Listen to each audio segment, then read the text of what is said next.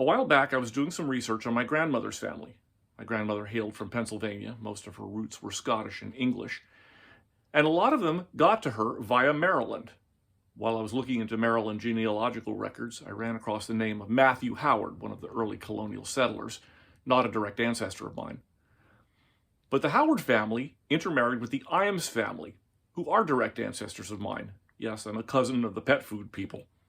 So I spent a few minutes looking at records of Matthew Howard, and I found that his maternal grandfather was named Miles Phillipson of Calgarth, Westmoreland, England. Something about both the name and the place rang a bell. Since I've been in a genealogical mode, I assumed it was something connected to my family somewhere or another. But that didn't seem right. In any case, I kept thinking about it, and finally was curious enough to Google Miles Phillipson of Calgarth. And then I got a surprise.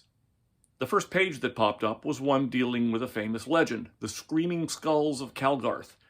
Immediately that I saw that, I recognized it as a story I'd read when I was a kid. The story goes something like this. Miles Phillipson was a wealthy landowner in the 16th century in Westmoreland, and he owned a piece of land that abutted a tract that overlooked Lake Windermere. This piece of land was owned by a middle-aged couple, Craster and Dorothy Cook, and most of the recountings of this tale seem to portray them as being kind, simple, good-hearted people. Phillipson, on the other hand, is portrayed as a mean, nasty, selfish, grasping so-and-so. But he wanted the Cook's land. They were unwilling to sell at any price. So finally, as what seemed like a gesture of no hard feelings, he invited them over for dinner. While there, Phillipson instructed one of his servants to stow in Craster Cook's satchel a valuable silver cup that Cook himself had admired earlier in the evening.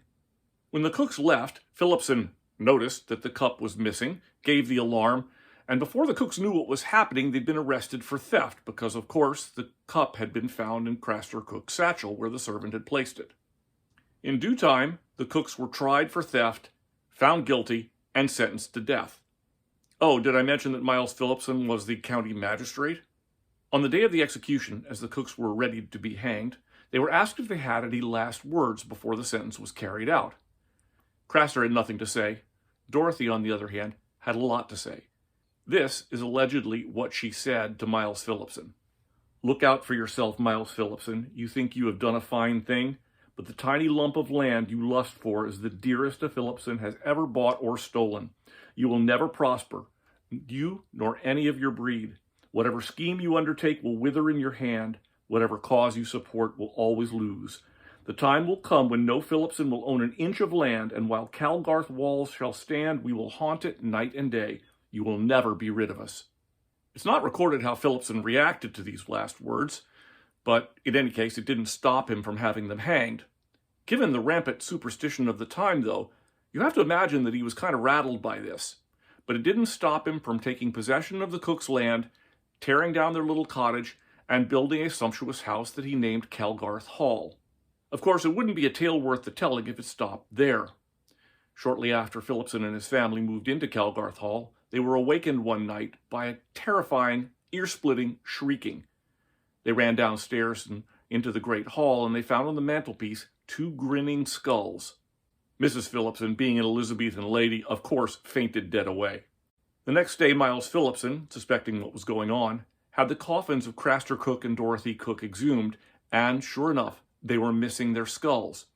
Phillipson had them replaced, sealed the coffins up, and had them reburied. But then the same thing happened the following week. Well, things went from bad to worse after that. The skulls wouldn't stay buried, the shrieking was heard nearly every night, all of the servants quit, and finally Mrs. Phillipson and their only son sickened and died. Miles Phillipson's reputation sank so fast you couldn't see any bubbles. He was forced to sell off his land a piece at a time, finally including Calgarth Hall, and eventually he died in abject poverty. Of later generations, the legends don't tell. But the story is that Calgarth Hall is still standing and has been subject to strange sights and sounds ever since, until in the early 20th century, a minister did an exorcism and quieted the souls of Craster Cook and Dorothy Cook forever. What I find interesting about this is not that an ancient manor house in England is supposed to be haunted. After all, haunted houses in England are a dime a dozen.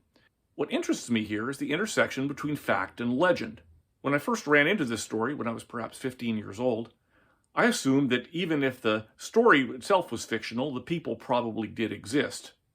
But I never dreamed that Miles Phillipson actually had a surviving child, a daughter, Anne Phillipson, who not only survived but eventually went to Maryland and became Matthew Howard's mother. From there, her progeny were founders of a large and prosperous family in Maryland that, as far as I know, has never been haunted. What's most interesting about this is that for the most part, one side doesn't know about the existence of the other. Miles Phillipson was a real person. He was born in around 1540 in Westmoreland. We know he married a woman named Barbara Sandys. Their one surviving child, Anne, was born in Calgarth in 1575. But none of the databases on the Howard family that I saw had any mention of this legend. This is odd. Genealogists, as far as I've seen, love strange legends about their family. But apparently, none of the Howard descendants are aware of the screaming skulls that supposedly haunted one of their distant ancestors. Likewise, none of the recountings of the legend that I saw mentioned that Miles Phillipson actually had a surviving daughter who went on to move to Maryland and was the mother of a wealthy planter. I guess I can understand why they'd be reluctant to include that. After all, if Dorothy Cook's last words from the gallows only lasted a generation, it considerably lacks punch. But still, you'd expect there'd be some kind of crossover, and strangely enough, I found no evidence of that at all. I find the whole thing kind of curious because the two other examples I know of supposed hauntings in families are well known both to the genealogists and to the fans of the paranormal. One of them, in fact, is in my own family. Alexander Lindsay, who was a 15th century Scottish nobleman, got nicknamed Earl Beardy because of his flaming red beard, and supposedly he lost his soul to the devil in a dice game. Now his spirit haunts Glam's castle, swearing and rolling dice.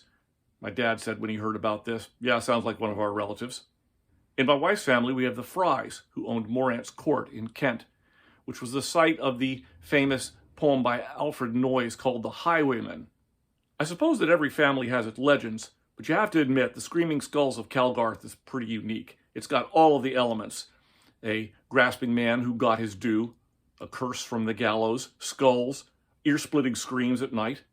Seems like a tale that would give even the most stalwart skeptic a chill, doesn't it? If you enjoyed this video, please give us a thumbs up. Our resources are down there, and please subscribe to our channel. Thank you.